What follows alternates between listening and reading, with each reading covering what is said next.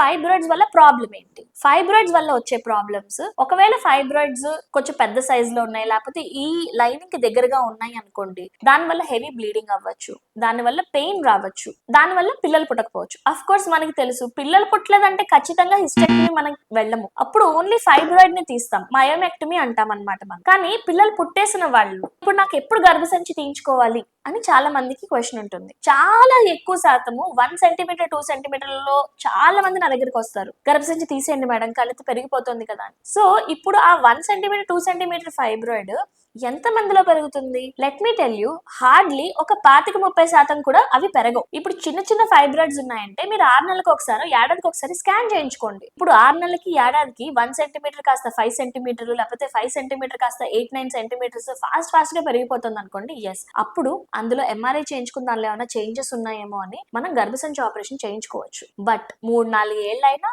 Just 2 సెంటీమీటర్లు ఉందంటే wait చేయండి, చాలా సార్లు ఏమీ అవ్వదు. ఇప్పుడు ముట్లాగిపోయిన వాళ్ళకి కూడా కొన్నిసార్లు ఫైబ్రాయిడ్స్ ఉంటాయి, అందరికీ మేము ఇదే చెప్తాము. ఇప్పుడు ఏ ప్రాబ్లం లేదు, దానివల్ల నొప్పి లేదు, అది పెరగట్లేదు, మీరు రిపీటెడ్ స్కాన్స్ లో సేమ్ సైజ్ ఉంది, అది తగ్గడం చాలా రేర్. అంటే మనకి మెడిసిన్స్ అవన్నీ ఉన్నాయి, కానీ ఖచ్చితంగా వర్క్ అవుతుంది ఈ మెడిసిన్ వల్ల అనేది ఇప్పటిదాకా ప్రూవ్ అయితే అవ్వలేదు. మనం ట్రై చేస్తాము, ఇప్పుడు పిల్లలు లేని వాళ్ళకి లేకపోతే చాలా హెవీ బ్లీడింగ్ అవుతుంది వాళ్ళకి ట్రై చేయొచ్చు, కొన్ని ఇంజెక్షన్స్ అవి ఇచ్చి ట్రై చేయొచ్చు, కొన్ని టాబ్లెట్స్ అవి ట్రై చేయొచ్చు. ఏమీ వర్క్ అవ్వకపోతే అప్పుడు ఫైబ్రాయిడ్ ని తీసేయడం కానీ, లేకపోతే గర్భసంచి తీసేయడం కానీ మనం చెయ్యొచ్చు, తప్పు కాదు. కానీ ప్రతిదానికి అసలు ఫైబ్రాయిడ్ లేకపోతే కణితి ఉంది అంటే వెంటనే వెళ్ళిపోవాలి, క్యాన్సర్ లోకి దించేస్తుంది అని మాత్రం మీరు అనుకోవద్దు.